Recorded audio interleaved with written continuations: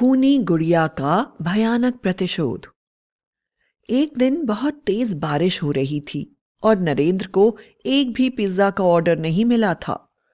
वह बड़ा उदास था और सोच रहा था, कम से कम भगवान एक ऑर्डर तो भेज देता। उसने कुछ महीने पहले ही नई नई अपनी पिज्जा की दुकान खोली थी और अपनी सारी जमा पूंजी उस पर लगा दी थी। अचानक फोन की घंटी बजी और एक लड़की की आवाज आई। मेरा नाम शबनम है। मैं फ्रेंड्स कॉलोनी से बोल रही हूँ। आज अचानक गैस खत्म हो जाने के कारण मैं अपना खाना नहीं बना पाई हूँ, इसलिए एक पिज्ज़ा का ऑर्डर देना चाहती हूँ। क्या आप मुझे पिज्ज़ा पहुँचा देंगे? नरेंद्र पिज्ज़ा लेकर जाने ही वाला था कि अचानक उसकी माँ का फ़ोन आ गया और उन्होंने कहा कि उसके पिताजी की तबीयत काफ़ी खराब है, इसलिए वह पिज्ज़ा का ऑर्डर डिलीवर करने के बदले अपने घर की तरफ चल पड़ा। आज भी बिल्कुल वैसा ही दिन था। तेज बारिश हो रही थी और उसे पिज्ज़ा का कोई ऑर्डर नहीं मिला था। उसका परिवार इसी दुकान से होने वाली आमदनी पर जी रहा था। वैसे तो उसकी दुकान पर काफ़ी अच्छी बिक्री होती थी, पर आज तेज बारिश और खराब मौसम के कारण न जाने क्यों 2-3 ग्राहक के अलावा कोई भी नहीं आया था। रात के 9 बजने को थे और वह बहुत उदास था। तभी अचानक उसका फोन बजने लगा। उसने कोशिश करी कि वह आवाज सुन पाए, लेकिन बिजली की तेज गड़गड़ाहट के कारण उसे कुछ भी समझ में नहीं आ रहा था। सुबह से लाइट गई हुई थी और जनरेटर में भी पानी चला गया था, इसलिए नरेंद्र एक टॉर्च जलाकर दुकान पर बैठा हुआ था। अचानक फोन फिर बजने लगा। नरेंद्र ने जोर से बोला, बारिश की वजह से आवाज साफ नहीं आ रही है। दूसरी तरफ से एक लड़की की बड़ी ही सुरीली आवाज आई। मेरा नाम शबनम है। मैं फ्रेंड्स कॉलोनी से बोल रही हूँ। आज अचानक गैस खत्म हो जाने के कारण मैं अपना खाना नहीं बना पाई हूँ, इसलिए एक पिज्ज़ा का ऑर्डर देना चाहती हूँ। क्या आप मुझे पिज्ज़ा पहुँचा देंगे? नरेंद्र को यह कुछ सुना सा लगा, पर उसने ध्यान नहीं दिया। उसने सोचा, मैं तो वैसे भी अपने घर जाने वाला हूँ। फ्रेंड्स कॉलोनी में इस लड़की को पिज्ज़ा देते हुए चला जाऊंगा तो कुछ आमदनी भी हो जाएगी। इसलिए उसने लड़की से कहा, अपना एड्रेस नोट करवा दें। लड़की ने ऐसा ही किया। नरेंद्र ने पिज्ज़ा तैयार किया और शबनम के घर की तरफ चल पड़ा। फ्रेंड्स कॉलोनी में पहुंचा तो वह हैरान रह गया कि जिस घर का पता दिया गया था, वह घर कॉलोनी का आखिरी घर था। देखने में ऐसा महसूस हो रहा था जैसे कि सालों से उस घर को खोला नहीं गया हो। उसने डोरबेल बजाई। दरवाजा तुरंत खुल गया। बड़ी ही खूबसूरत लड़की नजर आई। लड़की बोली, धन्यवाद धन्यवाद, आप सही समय पर आ गए। बहुत जोर से भूख लगी थी। नरेंद्र ने कहा, अच्छा तो आप ही हैं शबनम मैडम। 370 आप कैश पेमेंट करेंगी या ऑनलाइन? बारिश तेज हो रही है और मैं जल्दी से जल्दी घर पहुंच जाना चाहता हूं। लड़की ने कहा, मैं ऑनलाइन ही पेमेंट करना चाहती हूं। नरेंद्र की नजर जब अपने फोन पर गई तो वह देखकर हैरान रह गया कि जो फोन उसे आने तक 70% चार्ज दिखाई दे रहा था, वह पूरी तरह से डेड हो गया था। लड़की मुस्कुराती हुई बोली, आपने क्या नाम बताया अपना? नरेंद्र ना? नरेंद्र हैरान रह गया क्योंकि उसने अपना कुछ भी नाम उसे नहीं बताया था। फिर भी उसने सोचा कि शायद इंटरनेट से हॉकर का नाम उसके पास आ गया होगा, इसलिए बोला, हाँ मैम, मेरा नाम नरेंद्र ही है। लड़की बोली, आप अंदर आ जाइए और अपना फोन चार्ज कर लीजिए, तब तक मैं कॉफी बनाती हूँ। मैं भी अकेली हूँ और कॉफी पीना चाहती हूँ। आप चिंता मत करिए, मैं आपकी जान नहीं लूंगी। और जोर से हंसने लगी। लड़की की बात सुनकर नरेंद्र को भी हंसी आ गई और वह अंदर आ गया। उसने सोचा, इतनी तेज बारिश में बिना फोन के जाना ठीक नहीं है। इसलिए उसने लड़की के घर फोन चार्जिंग में लगा दिया और बैठकर कॉफी का इंतजार करने लगा। उसने देखा घर की सभी चीजें उसे काफी रहस्यमयी लग रही थीं। कुछ ही देर में लड़की कॉफी बनाकर ले आई। उसने कॉफी पी, उसे धन्यवाद दिया और देखा कि उसका फोन भी चार्ज हो गया है। जब वह जाने लगा तो उस लड़की ने उसे गुड़िया दी, जो देखने में काफी अजीब सी लग रही थी। उसके बाल नीले रंग के थे और होठों पर अजीब से निशान बने हुए थे। लड़की ने नरेंद्र से कहा, अरे आप इसे देखकर डरे मत, यह मेरी बचपन की गुड़िया है। पुरानी हो गई है ना, इसलिए ऐसी हो गई है। मैं चाहती हूं कि आपके साथ बिताया हुआ यह पल हमेशा याद रखा जाए, इसलिए आप इस गुड़िया को अपने पास रखिए। गुड़िया आपके पास रहेगी तो मैं समझूंगी कि मैं भी आपके पास हूं।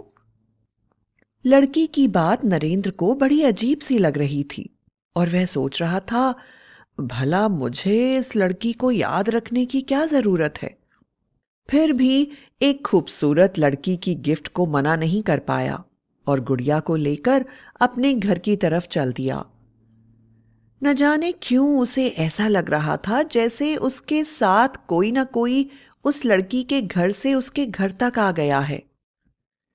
नरेंद्र ने अपनी सोच को सिर झटका के बाहर निकाल दिया और जल्दी से घर पहुंचा। माँ उसका इंतजार कर रही थी। माँ ने जल्दी गरम गरम खाना परोसा। नरेंद्र ने पैसे माँ के हाथ में रखे और सोने चला गया। उस लड़की की दी गुड़िया उसने अपने बैग में रख ली थी। उसने गुड़िया को बैग से बाहर निकालकर कुर्सी पर रख दिया और खुद सोने की कोशिश करने लगा। वह जैसे ही आंख बंद करता, उसे लगता कि गुड़िया उसकी तरफ घूर रही है। पूरी रात नरेंद्र को नींद नहीं आई। सुबह उठते ही वह अपने पिज्जा शॉप पर चला गया। आज उसकी बिक्री बहुत अच्छी हुई थी और वह बहुत खुश था। जब वह घर आया तो उसने मां को गले लगा लिया और 5,000 रुपए मां के हाथों पर रख दिए। मां बड़ी खुश हुई और सब लोग घर में सत्यनारायण भगवान की कथा कराने के बारे में बातचीत करने लगे। कुछ देर के बाद सबने रात का खाना खाया और सोने चले गए। कमरे में जाते ही नरेंद्र ने देखा कि वह गुड़िया उस जगह पर नहीं है जहां उसने रखी थी, बल्कि उसके बिस्तर पर थी। नरेंद्र बहुत थका हुआ था। उसने गुड़िया को किनारे किया और बिस्तर पर लेटकर सोने की कोशिश करने लगा। कुछ ही देर में उसको गहरी नींद आ गई। अचानक रात के 3 बजे उसकी आंख खुल गई और उसे महसूस होने लगा जैसे उसके शरीर पर कोई जोर जोर से वार कर रहा है। उसने लाइट खोलकर चारों तरफ देखा, उसे कोई भी नजर नहीं आया। इसके बाद यह रोज की कहानी हो गई। करीब 1 हफ्ते से नरेंद्र बिल्कुल भी नहीं सोया था। उसे गहरी नींद आती थी, लेकिन ठीक 3 बजे उसकी आंखें खुल जाती थी और उसके पूरे शरीर पर चोट के निशान होते। नरेंद्र ने महसूस किया कि वह कमजोर होता जा रहा है और उस गुड़िया का कद बढ़ रहा है और वह काफी अच्छी लगने लगी है।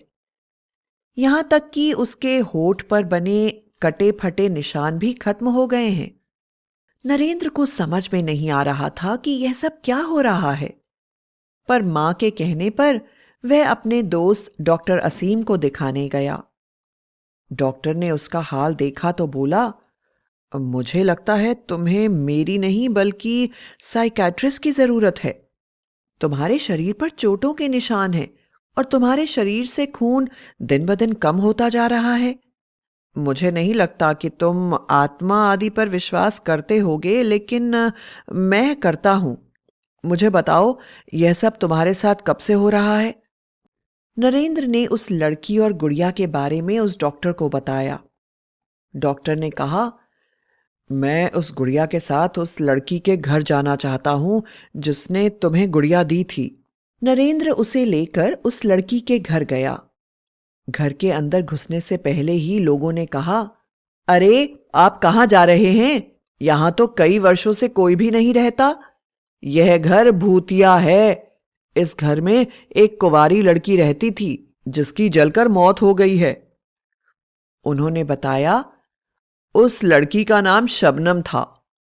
खैर, नरेंद्र को इन बातों पर विश्वास नहीं हो रहा था, इसलिए वह घर के अंदर घुस गया। डॉक्टर और नरेंद्र ने देखा कि पूरा घर भयानक चीजों से सजा हुआ था। चारों तरफ जानवरों की लाशें पड़ी हुई थीं और बीच में एक लड़की हवन कर रही थी। उसने अपनी आंखें खोलकर नरेंद्र को देखा और बोली, तुम आ गए। देखो ना, तुम्हारा खून पीकर मैं कितनी स्वस्थ हो गई हूं। तुम जानते हो, इस गुड़िया में मेरी आत्मा है। मैं रोज तुम्हारे साथ रात गुजारती हूं, जिसके कारण तुम्हारा यह हाल हो रहा है।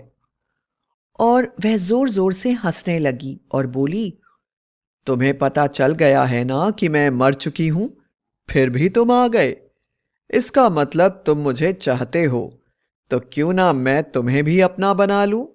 तुम भी मेरे साथ आ जाओ, हम सब मिलकर रहेंगे। मैं तुम्हें बहुत पसंद करती हूं। नरेंद्र ने उसकी गुड़िया उसकी तरफ फेंकने की कोशिश की, लेकिन गुड़िया जैसे नरेंद्र के हाथ से चिपक ही गई थी। अचानक लड़की गायब हो गई, लेकिन गुड़िया जोर जोर से हंसने लगी। हा हा हा हा हा हा हा हा। नरेंद्र का डर के मारे बुरा हाल था। अचानक डॉक्टर ने नरेंद्र के हाथ से गुड़िया को छीनकर वहां जल रही आग में डाल दिया। गुड़िया के जलते ही भयानक आवाजें आने लगी और उस घर पर जैसे तूफान आ गया। सभी चीजें इधर उधर उड़ने लगीं और एक दूसरे से टकराने लगीं। देखते ही देखते वह घर एक खंडहर में तब्दील हो गया और नरेंद्र बेहोश हो गया।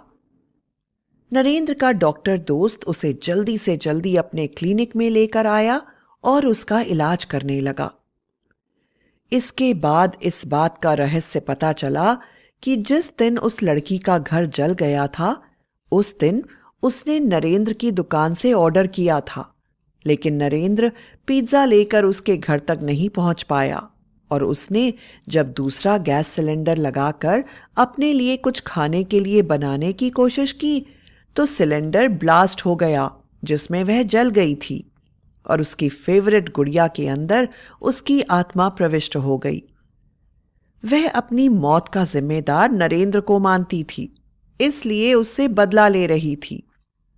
किंतु गुड़िया के जल जाने के बाद उस आत्मा का घर हमेशा के लिए खत्म हो गया और वह यहां से चली गई। उसके बाद नरेंद्र के साथ ऐसी घटना कभी नहीं घटी और सब लोग खुशी खुशी रहने लगे।